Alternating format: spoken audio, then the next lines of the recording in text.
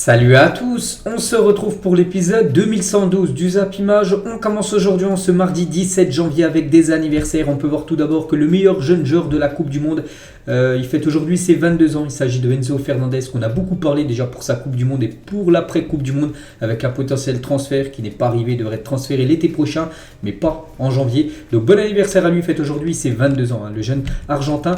Et il y a aussi le joueur de Rennes, Lovro Majer, il fête aujourd'hui ses 25 ans. J'étais plutôt surpris quand j'ai vu son âge, je pensais qu'il était plus jeune, Lovro Majer. Bon, il est encore très jeune bien sûr, mais je pensais qu'il est aux alentours des 22 ans, donc bon anniversaire à lui également. Et il y a aussi par exemple Thiago Iglesias, l'attaquant du Betis Séville, il fête aujourd'hui ses 30 ans, même le joueur lyonnais Jeffrey Adelaide, il fête aujourd'hui ses 25 ans. On va parler rapidement de ce qui s'est passé hier soir. Il y avait quelques rencontres. Tout d'abord, en Ligue 2, les gars, l'AS Saint-Etienne jouait du côté de Niort. Donc c'était un match de très mal classé. Et c'est l'AS Saint-Etienne qui s'est imposé 1-0. C'est la nouvelle recrue Gaëtan Charbonnier qui a été buteur en toute fin de match à la 86e minute. Et il permet à Saint-Etienne de reprendre encore 3 points. Donc avait déjà gagné le match précédent. Donc ça va, on va dire, un petit peu mieux pour l'équipe des Verts. Les statistiques de la partie, donc les tirs cadrés, c'est les mêmes. Bon, c'est l'équipe de l'AS Saint-Etienne qui a été plus efficace que cette équipe de Niort. Donc félicitations à Charbonnier pour son but.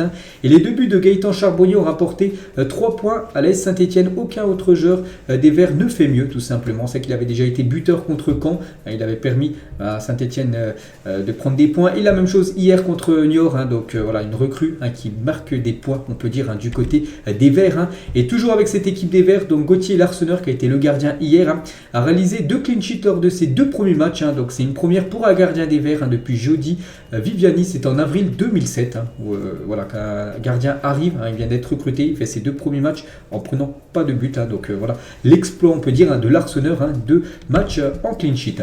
Et Saint-Etienne n'avait plus enchaîné 2 victoires consécutives depuis février 2022. Ça faisait plus d'un an, enfin quasiment un an, qu'il n'avait pas enchaîné 2 victoires d'affilée en compétition officielle. Voilà, ils l'ont fait là, vu qu'il reste sur 2 victoires.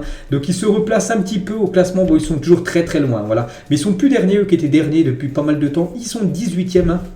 Bon, c'est toujours dans les 4 derniers qui descendraient la saison prochaine en National 1, mais bon, il reste encore beaucoup de journées. Et voilà, il y a de l'espoir bien sûr pour Saint-Etienne et voilà, de se maintenir en Ligue 2 pour la saison future. On prend la direction de l'Espagne avec Cadiz contre l'équipe de Elche. Score final 1-1 entre ces deux équipes. On peut voir les statistiques de la partie. Donc bon, plutôt un match nul plutôt logique.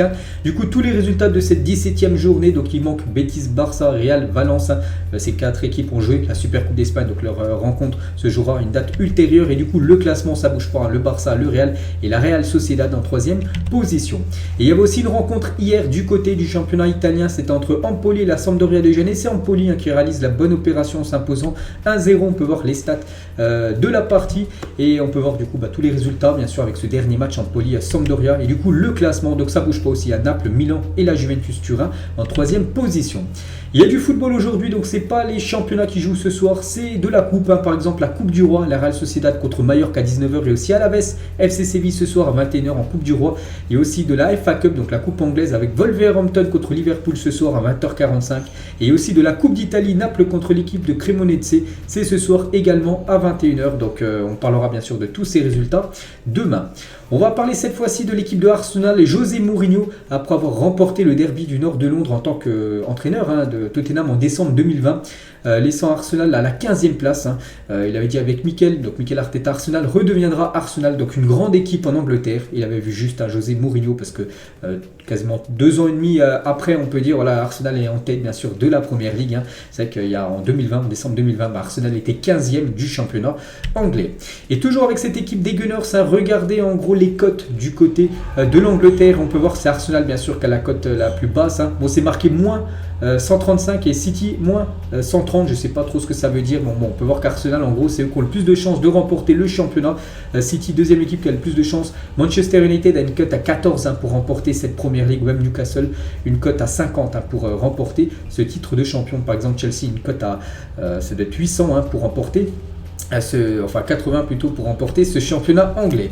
Et toujours avec Arsenal, les gars, regardez ces 3 joueurs qui sont ultra performants: Martinelli, Bukayo Saka et Nketiah. Donc 3 joueurs offensifs de l'équipe des Gunners.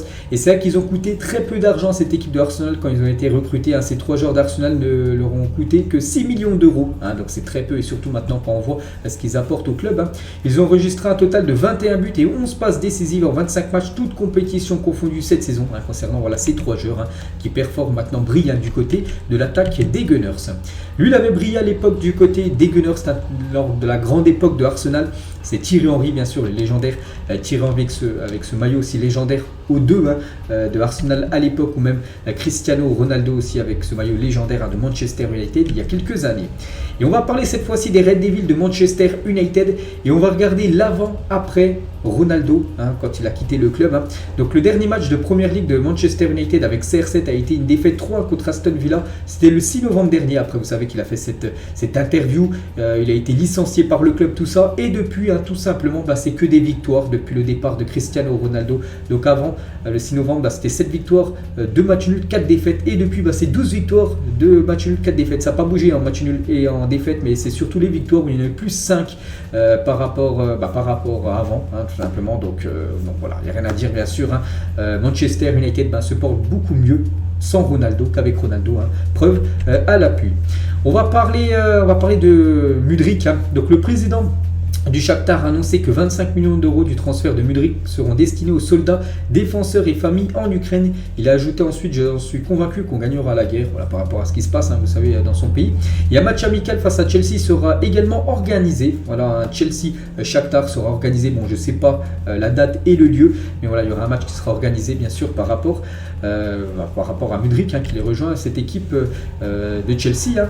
Et Mikel Arteta, les gars, par rapport à Mudryk, n'oubliez pas que Mudryk, il était pressenti comme du côté de Arsenal. Donc Mikel Arteta a réagi par rapport à la non-arrivée de Mudryk du côté des Gunners. Je suis très fier d'avoir les joueurs que nous avons. Nous voulons toujours améliorer l'équipe, mais nous devons faire preuve de discipline. Et c'est pour ça que Arsenal ne pouvait pas s'aligner sur la même offre que proposait Chelsea, parce que Chelsea a proposé 100 millions d'euros, un bonus inclus, alors qu'Arsenal c'était quasiment 30 voire 40 millions de moins que ce que proposait Chelsea. Donc voilà, il a dû faire preuve de discipline. Il ne pouvait pas se mettre dans le rouge financièrement pour s'offrir le joueur ukrainien.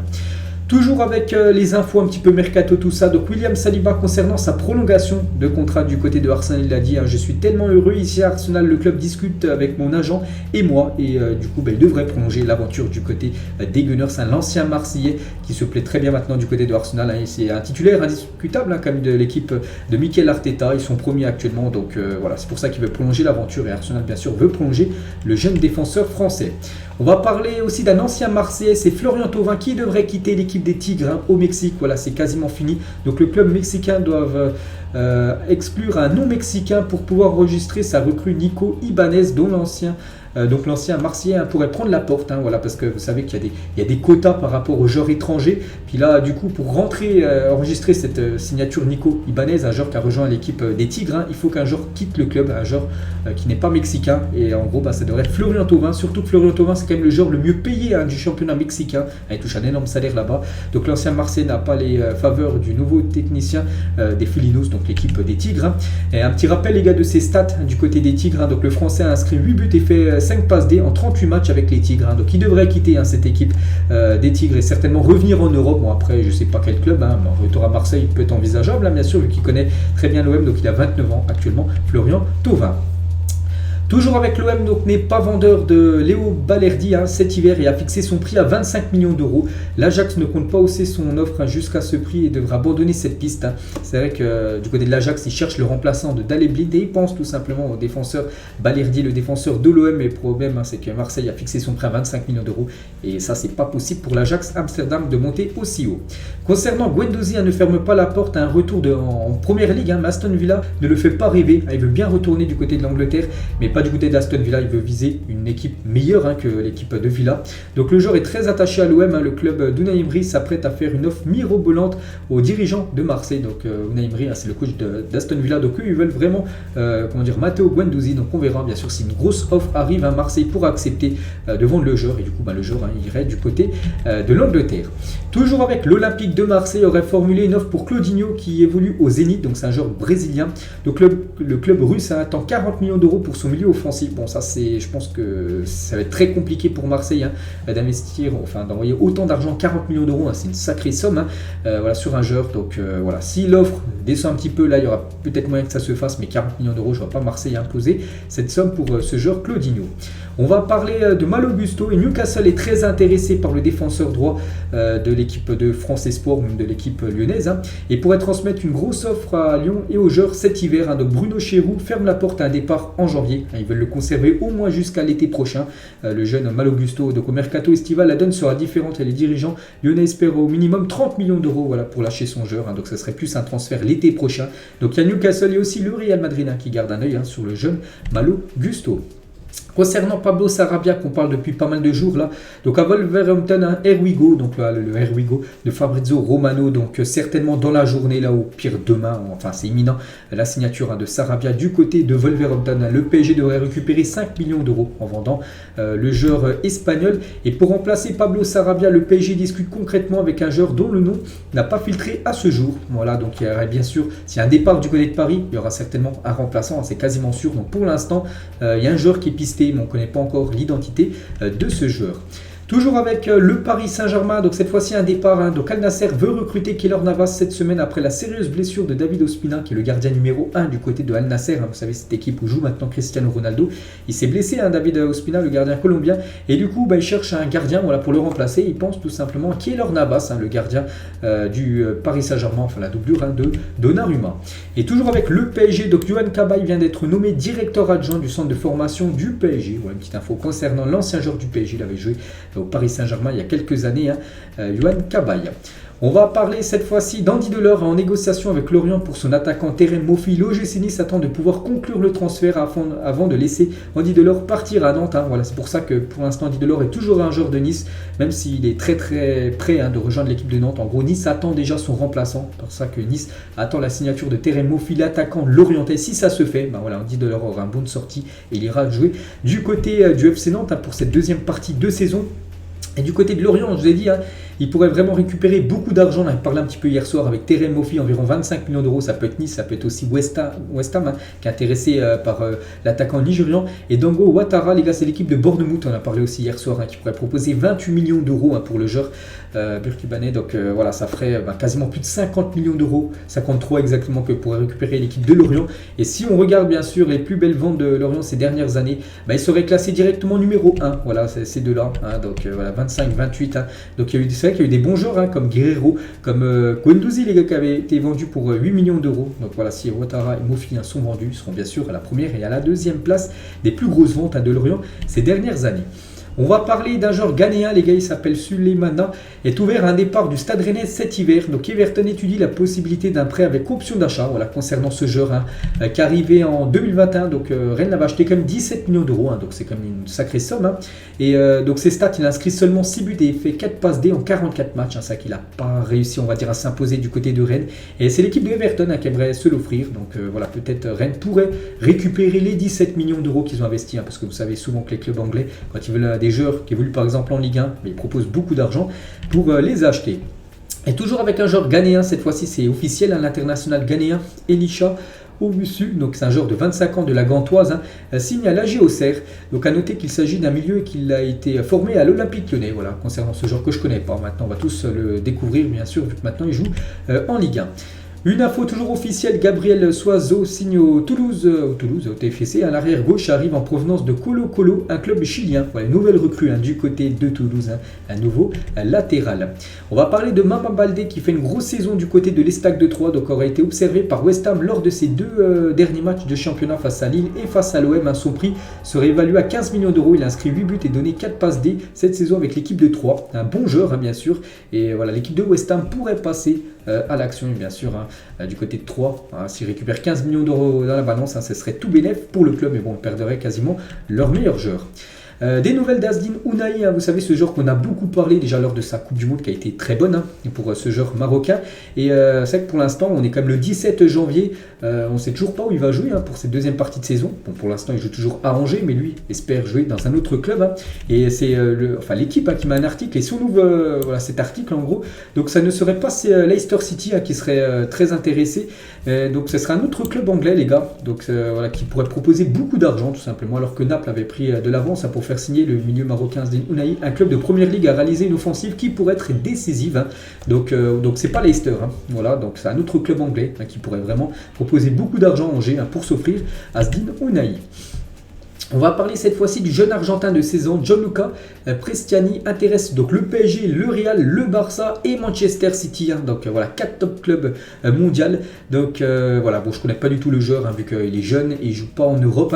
Mais bon, voilà, si ces 4 grands clubs sont sur ce joueur-là, c'est que bien sûr, il doit avoir un sacré talent. Donc voilà, de fortes chances qu'il vienne jouer en Europe dans les prochains mois. Arsenal a fait de Declan Rice sa priorité pour le mercato estival. Ce joueur anglais, ce joueur de West Ham, qui aura certainement un bon de sortie l'été prochain. Il voulait déjà quitter le club l'été dernier. West Ham avait bloqué tout simplement son transfert parce qu'ils avaient fixé son prêt à plus de 120 millions d'euros. Et bien sûr, là, c'était trop cher pour n'importe quel club. Et voilà, il devrait quitter le club. Et Arsenal pourrait sauter sur l'occasion. Les Gunners sont convaincus de pouvoir devancer Chelsea pour la signature du milieu anglais. Donc si ça se fait, ça ne se fera pas en janvier, ça se fera l'été prochain. Arsenal toujours et Manchester United se battent pour recruter le Brésilien du Betis Séville, Luis Enrique. Voilà ce joueur du Betis, les gars, qui pourrait débarquer du côté de la première ligue. Arsenal et Manchester sont sur le coup. Des nouvelles de Victor Osimhen, on en a parlé hier, que Naples a fixé un prix complètement fou. Naples, s'ils le vendent, ils aimeraient récupérer 150 millions d'euros en vendant Victor Osimhen, donc une somme complètement folle. Et Manchester United, Newcastle et également Arsenal voudraient recruter Victor Osimhen. Donc ça aussi, si ça se fait, les gars, ça sera l'été prochain. Naples ne va jamais lâcher son meilleur buteur là, en plein milieu de saison, surtout que Naples vise le Scudetto, ce championnat italien. Ils sont très bien partis en plus pour le remporter. Une info officielle, Danilo, donc né en 2003, signe à Nottingham Forest jusqu'en 2029. Ça aussi, je l'annonce depuis quelques jours que c'était très très chaud. Il y avait le Here We Go de Fabrizio Romano et ça y est, c'est officiel. Il rejoint cette équipe de Nottingham Forest, ce jeune joueur brésilien. Donc il joue à Palmeiras la saison dernière.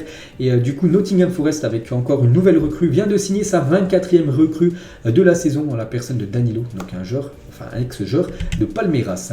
Newcastle envisage la possibilité de signer 3 joueurs de Chelsea, de Conor Gallagher, Ruben Loftus-Cheek et Hakim Ziyech. Pour rappel, les Blues doivent enregistrer des ventes après leur achat faramineux. C'est vrai qu'ils doivent vendre cette équipe de Chelsea. Ils ont pris Mudryk, ils ont pris Benoît Badiachil. Il y a Félix encore qui est arrivé. Voilà, ils ne peuvent pas avoir un effectif avec 50 joueurs. Ils doivent laisser filer des joueurs et c'est pour ça qu'il y en a qui pourraient quitter le club. Voilà, ces 3 noms, ces 3 joueurs-là pourraient potentiellement quitter le club et peut-être aller du côté de Newcastle. Des nouvelles de Memphis Depay, donc il y avait des grosses infos par rapport à un échange Depay-Correa, donc Depay du côté de l'Inter et Correa du côté du Barça. Et l'agent de Memphis Depay a démenti les infos selon lesquelles son client serait transféré à l'Inter Milan. Donc il va normalement bien quitter cette équipe du Barça pendant ce mercato hivernal, mais ça ne sera pas du côté de l'Inter. On l'annonce beaucoup quand même du côté de l'Atlético Madrid pour remplacer Félix. Pepe va prolonger au FC Porto jusqu'en 2025, donc il aura alors 42 ans. Pepe qui a pour objectif déjà, il voulait jouer encore du côté de Porto jusqu'en 2024 pour être encore sélectionnable avec le Portugal pour jouer l'Euro l'année prochaine, tout simplement. Se joue en Allemagne, c'est Euro 2024, donc il prolonge jusqu'en 2025, incroyable.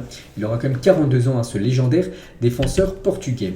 Des nouvelles de Nice qui cherche un entraîneur, parce que vous savez que Lucien Favre a été limogé il y a quelques jours, et l'OGC Nice pensera à Hervé Renard afin de pallier le départ de Lucien Favre. Donc Hervé Renard actuellement il est sélectionneur de l'Arabie Saoudite, on l'avait vu lors du mondial, et Nice aimerait le faire revenir en France parce qu'il a déjà entraîné en France, bien sûr, Hervé Renard, et qui dirige tout simplement cette équipe niçoise. Florian Sotoka, donc un attaquant de l'équipe de Lens, il a dit sur le niveau de la Ligue 1. Donc le championnat de Ligue 1, il y en a beaucoup qui le critiquent, mais pratiquement tous les meilleurs joueurs de la Coupe du Monde jouent en Ligue 1. Vous êtes d'accord avec lui? C'est vrai, c'est vrai que ce championnat de Ligue 1, tellement sous-estimé, c'est vrai qu'il est tellement critiqué, ce championnat de Ligue 1 dans les autres championnats, surtout en Angleterre. Ils disent, je le dis souvent, la Farmer League, en gros c'est la Ligue des fermiers. qu'il n'y a pas du tout de niveau à part le PSG. Les autres équipes, ça vaut rien du tout.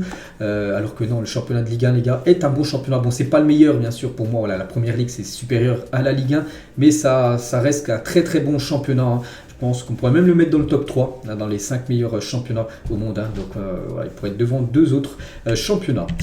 Toujours avec cette Ligue 1, donc après 19 journées de Ligue 1, la course au titre est très serrée entre le PSG, Lens et l'OM. Qui va remporter le championnat cette saison? C'est avec le PSG 47 points, Lens 44 et Marseille 42. Hein. C'est énorme, ils ont pris beaucoup de points et c'est la première fois de l'histoire de la Ligue 1 que les 3 premiers ont une moyenne de points aussi haute après 19 journées. Donc le PSG c'est 2,47 points pris par match, hein, c'est énorme. Lens 2,32 et l'OM 2,21 points pris par match. Hein. C'est une saison folle, hein, tout simplement. La cadence qu'est en train de tenir, hein, les 3 premiers de la Ligue 1. Jérôme Bretagne, il a dit par rapport à cette Ligue 1, je pense que si le PSG fait la même deuxième partie de saison, ils seront champions. Mais c'est plus dans le contenu et ce qu'ils dégagent dans les équipes qui suivent. Hein. On sent une alchimie dans le groupe à Lens ou dans le groupe à Marseille, bien sûr, pour faire une grosse saison, pour essayer, pourquoi pas, de gêner le Paris Saint-Germain pour ce titre de champion. On va parler de Rennes. Hein. Vous savez que Rennes avant-hier a battu le PSG 1-0 et donc c'est signé Genesio. Hein, Genesio. Donc Genesio a battu à l'équipe du PSG. C'est déjà la 5e fois qu'il a battu. Hein, donc Rennes PSG. Hein. Il avait aussi battu le 3 octobre 2021 de nouveau le PSG 2-0 avec son équipe de Rennes. Il avait battu après 3 fois aussi le PSG avec l'équipe de Lyon en février 2019, en janvier 2018 et en février 2016. Hein, une victoire 2-1 des Lyonnais contre le PSG qui avait été racheté bien sûr, hein, depuis 2011 par QSI.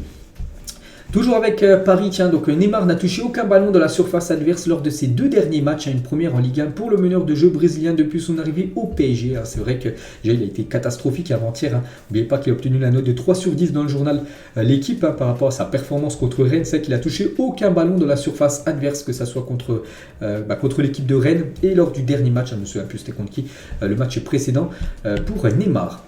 Les rêves deviennent réalité, écrit le jeune Désiré Doué, 17 ans sur Instagram. Un Désiré Doué qui a commencé titulaire, hein, lors du match Rennes-PSG. Il a mis cette photo où il est au duel avec Neymar et il met Neymar au sol. Hein, et voilà, les rêves deviennent réalité, hein, de jouer contre ses idoles, hein, parce que c'est son idole et on peut voir qu'il a récupéré son maillot, enfin le maillot de son idole Neymar à la fin de la partie. Toujours avec les maillots, on va parler du maillot, ce maillot-là, de Léo Messi, qu'il avait porté lors du match contre Angers, hein, c'était le 11 janvier dernier. Et il a été vendu très très cher, hein, il a été vendu pour plus de 43 623 € exactement à un fan chinois lors d'une vente aux enchères. Voilà, donc jackpot pour celui qui a vendu ça, c'est pas Messi, hein, bien sûr, qui a vendu son maillot, hein, il avait échangé, je sais pas, et celui qui a récupéré ce maillot, il l'a vendu aux enchères, tout ça, il a récupéré plus de 43 000 €, hein, énorme bien sûr. La vente de maillot de Léo Messi. On va parler de Mbappé contre Rennes. Il a joué son 200e match en Ligue 1. Il y a 24 ans et 26 jours, Mbappé devient le plus jeune joueur de champ de l'histoire à atteindre la barre des 200 matchs en Ligue 1 depuis un certain Zidane, lui qui avait atteint les 200 matchs en Ligue 1. Plus jeune, hein, que Mbappé à 23 ans et 323 jours. Hein, donc voilà, 2 légendes bien sûr, hein, de la Ligue 1, 2 légendes aussi de la France tout simplement.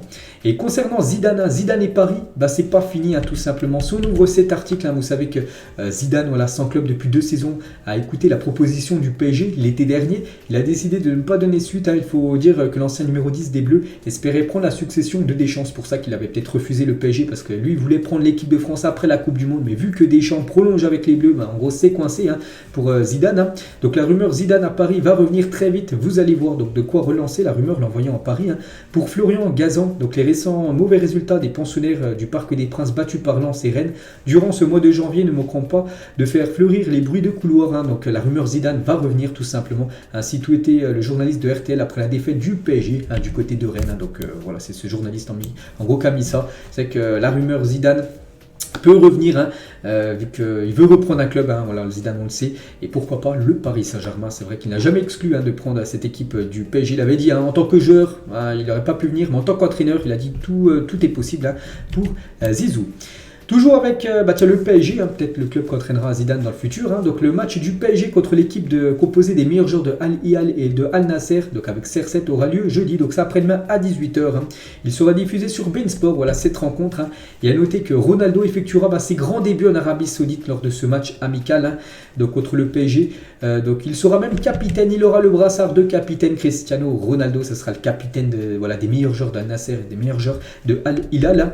Et donc voilà, et on verra bien bien sûr, ce duel Cristiano Ronaldo contre Léo Messi. Ce sera certainement la dernière fois qu'ils joueront l'un contre l'autre, parce que il n'y aura plus beaucoup déjà des matchs l'un contre l'autre. Je pense que ça sera le dernier. Alors, surtout que maintenant Ronaldo ne joue même plus en Europe, donc le PSG ne peut pas jouer contre Al Nassr. Bon là, c'est un match amical, mais bon, peut-être ça ne sera pas organisé dans les années futures. Donc voilà, ce sera certainement la dernière fois qu'on verra Ronaldo contre Léo Messi. Et toujours avec Cristiano Ronaldo, vous savez, maintenant il est en Arabie Saoudite, donc la famille Ronaldo à Riyad, donc la capitale de l'Arabie Saoudite, où séjourne actuellement bien sûr la famille CR7. Et toujours avec Ronaldo et des joueurs qui sont inspirés par exemple de ces célébrations, là on peut voir Vini Junior, on peut voir aussi Sergio Ramos à l'époque, ou même Marcelo, qu'il a réalisé là, il y a seulement quelques jours en Coupe de Grèce, il a été buteur, Marcelo, ou même Kylian Mbappé quand il était jeune, c'était avec l'équipe de France Espoir, il avait été buteur lors d'un match de l'Euro. On revient les gars sur ce Real Madrid-Barça. Avant-hier, vous savez que le Barça s'est imposé. C'est que si on regarde les 10 derniers classicos, le Barça en a remporté 3, le Real Madrid en a remporté 6 et un match nul. Donc voilà, comme sur les 3 derniers, le Barça en a remporté quand même 2 et une victoire du Real Madrid. Donc voilà, souvent là, depuis quelques temps, on savait que c'était surtout le Real Madrid qui s'imposait. Regardez, le Real Madrid a une belle série de 5 victoires d'affilée lors des classicos. Et là, peut-être la donne commence à se changer. Voilà, peut-être le Barça commence à repasser devant le Real Madrid. Voilà, parce qu'ils ont gagné 4-0, 3-1. Voilà, on va dire, sur ces derniers mois lors des classicos. Et avec son but en finale de la Supercoupe d'Espagne, donc Gavi est devenu le 3e plus jeune joueur à marquer lors d'un classico derrière Fati et Raúl González. Donc c'est toujours en dessous Fati, le plus jeune joueur à avoir inscrit un but en classico à 17 ans et 359 jours.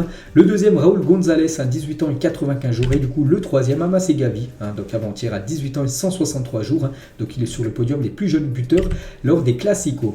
Et Andy West, donc c'est un journaliste anglais, il a dit: parfois je pense que Pedri est meilleur que Gavi, parfois je pense que Gavi est meilleur que Pedri. Mais je mesure surtout à quel point le Barça a de la chance d'avoir ces deux-là au milieu de terrain pour les 10 prochaines années. C'est vrai que il a 18 ans, l'autre il a 20 ans, donc en parlant de Pedri, et c'est l'avenir du FC Barcelone, c'est l'avenir aussi de la sélection espagnole. C'est vrai que s'il reste longtemps au Barça, donc le Barça aura quand même un sacré milieu de terrain pour les futures années. Toujours avec le FC Barcelone, il y a cette super coupe, cette magnifique photo qui a été prise après la victoire contre le Real Madrid. On va parler de Busquets, les gars, qui a rejoint Léo Messi au nombre de joueurs les plus capés de l'histoire des classicos, 45 matchs chacun. Donc il y a Busquets, il y a Léo Messi aussi, Ramos, les trois, soit 45 matchs joués lors des classicos. Donc voilà, c'est le record. Donc si Busquets, c'est le seul qui peut encore améliorer ce record, s'il est là lors du match retour de Liga, il sera seul à 46 matchs disputés au classico, et c'est bien sûr un record. On va parler de Lewandowski, les gars, pour sa première saison au Barça depuis qu'il a rejoint le club en août dernier. C'est 22 matchs et 20 buts pour Lewandowski, 5 passes D et un trophée. Voilà, donc c'est plutôt pas mal quand même ses débuts du côté de l'Espagne. En ce jour, en 2010, c'était exactement le 16 février, c'était exactement hier en gros. Donc Léo Messi marquait son 100e but tout simplement. Donc voilà, c'était le 16 janvier, donc là on est le 17. Voilà, donc on peut voir qu'il inscrivait son 100e but du côté du FC Barcelone, le 200e. Donc ça a été en novembre 2011. On peut voir par exemple son 500e but avec le FC Barcelone. En plus, c'était un match spécial, les gars. C'était contre le Real Madrid. C'était en avril, le 23 avril 2017, où il avait fait cette célébration en montrant son maillot. C'était son 500e but inscrit du côté du club. Il a même inscrit 600. Donc c'était le 1er mai 2019. Et là, je crois qu'il doit être à 640 avant qu'il quitte cette équipe Blaugrana. Des nouvelles de Paul Pogba, qui a participé à l'entraînement collectif de la Juventus dans son intégralité. Le tricolore a été opéré du genou droit en septembre. Et voilà les photos de Paul Pogba à l'entraînement aujourd'hui. Je l'avais dit hier, qui sera certainement présent contre l'Atalanta Bergame en fin de semaine. Il y a Juventus-Atalanta Bergame, et il sera certainement aussi présent contre Nantes les 16 et 23 février prochains pour les barrages, on va dire, de l'Europa League. Regardez les joueurs nés à partir de 2000, les plus décisifs, donc but plus passe D. Et le premier, les gars, c'est Erling Haaland. Donc voilà, c'est que des jeunes joueurs. Voilà, c'est les joueurs qui sont nés minimum 2000. Donc Haaland, les gars, 219 buts. Donc but plus passe D, un but c'est 183, passe D c'est 36 en 229 matchs, ce qui fait un ratio de 0,96 buts par match. En gros, il est décisif, c'est quasiment à chaque match. Le joueur Erling Haaland. Devant Jonathan David, pas mal à 138, Sancho 131, Phil Foden 105, Vini Junior 104. Je sais pas, il y a qui tient Alphonso Davids pour un latéral, pas mal, 80, donc 31 buts et 50 passes D pour Alphonso Davids. On peut voir aussi le reste du du classement, donc 11e jusqu'à la 20e place. On peut voir un Français, tiens, Mine Guiri, les gars, 36 buts et 23 passes D hein, en 123 matchs, hein, plutôt pas mal. Donc voilà, les meilleurs jeunes joueurs, on va dire, enfin par rapport aux statistiques, hein, voilà, par rapport aux joueurs qui sont nés 2000 et après. Et on finit les gars, c'est la dernière info, voilà, la dernière photo du jour. Hein. Il faut trancher quel 11 est le plus fort. Est-ce que c'est le 11 légende Real Madrid ou le 11 légende Blaugrana? Donc voilà, il n'y a que des légendes. Hein. Donc côté du Barça, Ronaldinho, Eto'o, Messi, Xavi, Iniesta, hein, pour parler un peu sur la ligne offensive. Hein. Et du côté du Real, bon là c'est très lourd, hein. Zidane, Raoul, Benzema, Ronaldo, Modric, Kroos en milieu de terrain, avec on peut voir aussi les défenses. Donc voilà, s'il y avait un match là par exemple avec ces joueurs là, quelle équipe gagnerait? Donc moi je partirais comme sur le Real Madrid. Bon, ce serait son point de vue. Donc voilà, n'hésitez pas à mettre vous pour vous à qui gagnerait bien sûr ce match de légende. Donc voilà les gars, la fin de cet épisode. J'espère que ça vous a plu. On se retrouve ce soir pour la deuxième partie de l'épisode. Bonne journée à vous et à tout à l'heure.